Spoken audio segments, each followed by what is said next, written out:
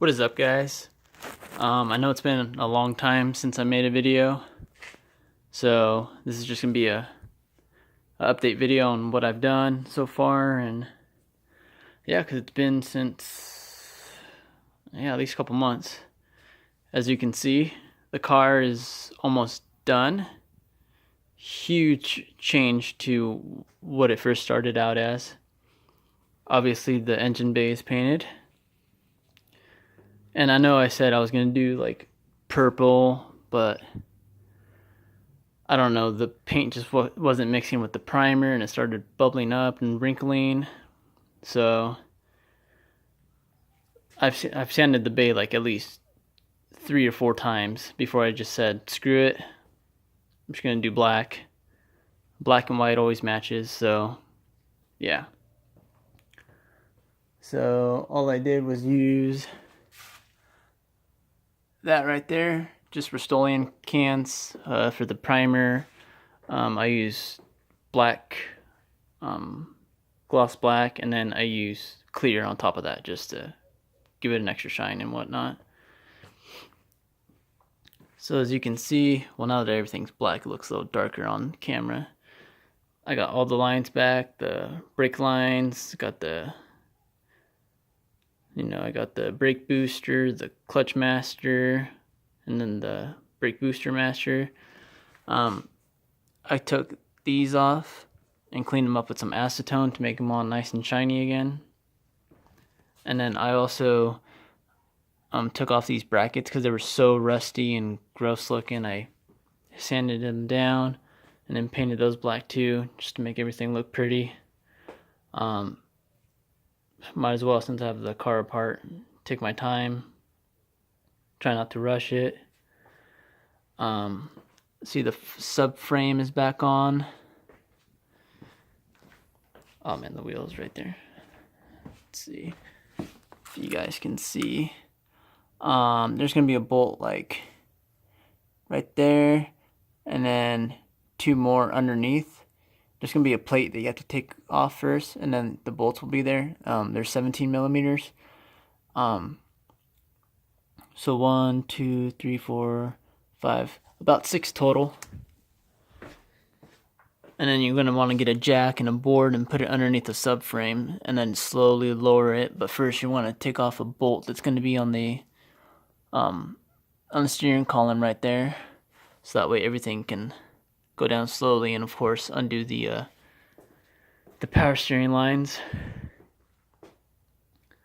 Everything is brand new. Like, let's see, the wheel's not even bolted on. I just put it on there just so I can see what it's gonna look like. Or I don't know, it's just been forever since I've seen my car complete, so I wanted to see again. Down here, everything is brand new. Like the lower control arms, the lateral control arm, the inner and outer tie rod, the wheel hub is brand new. The upper control arm is brand new. Everything. I still have to wait on the brake calipers. I'm gonna get those at O'Reilly's for all 4. Might as well just do them all brand new. And then I got rotors coming in the mail. And I also painted the fork. I painted the knuckle. I'm running Megan racing coilovers. I did have Megan Lauren springs, but I'm just gonna put the coilovers back on because I want it to be a little more stiffer because the springs kept bottoming out. Oh, and here is the trans. This trans is from another Eclipse that I had when I first blew the motor on this one. I had a donor, so I'm using the trans off that one because I've never had to put it on, so I'm just gonna see what it feels like. I'm sure it ships good. The car that it came out of hasn't been running in like years, so I doubt it got beat on, because my old one is this one. It was all dirty, nasty, and I didn't want to take the time to clean it. And I think fifth gear has popped out on me before, and I've done some launches on it. So I figured I'd give this one a try. And this one was just dusty, so all I had to do was power wash it. And then I primered it with Rust-Oleum, and then I just got a silver spray can, Rust-Oleum as well, and just painted it. Not perfect, but just to make it look pretty. And then I also painted the brackets black, the shifter linkage brackets, everything. And then I got the polyurethane solid motor mounts. The stock ones were a pain in the ass to get out. If you buy these and you want to replace them, what I did was use a power drill, and I started with a little drill and I just drilled around the edges, and then I got a big one and did the same until the other one can wiggle and just pull it out.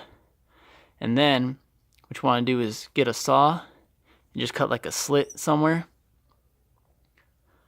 so that way you can start bending the diameter inward.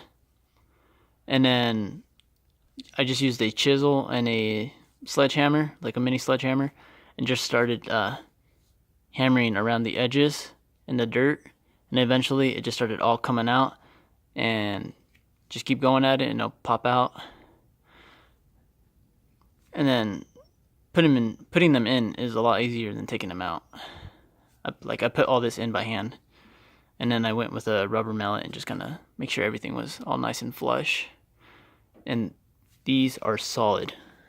It's my first time running with them. We'll see how they do, how the dramatic change. Like that is not budging at all. The stock ones, you could take the center of it and just like kind of move it around. These ones are dead solid. And I just got them off eBay. This is what the box looks like. I thought it was gonna be a lot harder. I thought you had to take it to like a machine shop or something, but I just use basic hand tools. You know, I like doing stuff at home. And it also comes with inserts for the front and rear motor mounts, and those you just gotta push in. You can keep the stock mounts, so that'll be easy. Not much to do there, but yeah, this is the box. I'm not sure if there's a part number on here. Oh, here's the part number. Right, focus. 95 through 99. And this is for the 420A motors, but I heard that the 4G63 will work for the 420A, just like the motor and trans mount. But just to be safe, just get the 420A one, just in case.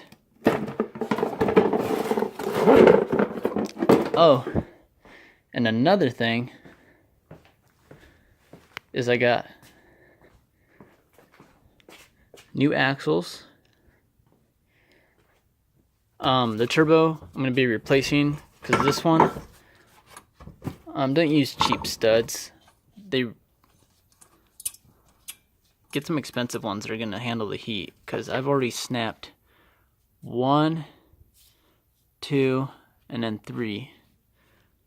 So, and this is a 57 trim, I believe, yeah, 63 AR, but the one I ordered is just another eBay turbo. And I know that some people are going to talk shit, but they do come balanced. Like, there's shaved off, I wish I had a flashlight, but on the nut, like, you can see how it's shaved. That means it's been balanced. Like, see right there, it's been shaved down. But the one I'm getting is it's going to be a 50 trim and 48 AR.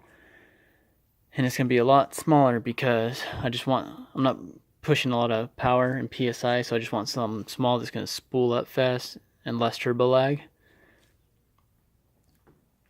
So, yeah.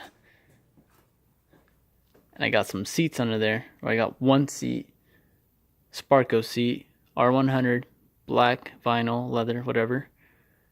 I'll make a video on just putting that in the car, I guess. I don't want to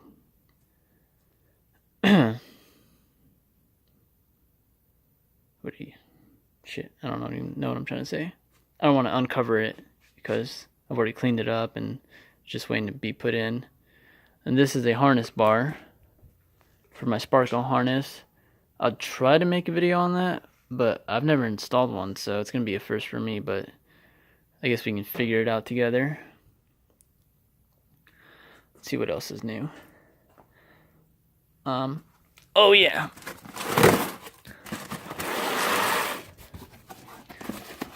I know I'm gonna get shit for this too, but I've always wanted one. It's a Stage 3 6-puck XTD clutch. XTD clutch. Comes with a couple stickers and then this. The good thing is for the 420 Ace, it's a module clutch. Or modular. Can't remember. But anyways, that means it just comes as one piece. You don't have to get a clutch alignment tool or any of that when installing this. You just bolt it right onto the flywheel. And I'll do a video on that too. I'll do a video on installing the trans back on and then bolting back up the clutch. So I'll do a video on that too. I don't know. I wish I could have done a lot more or shown you guys a lot more, but I just want to go. As soon as I have a plan and want to finish something, I don't stop for nothing. And the Stage 3 is rated for about 290 horsepower. And I'm only going to do, and my car's only pushing like 230, 250 on 8 PSI. But I have everything apart. I might as well just do this. Oh, someone's here.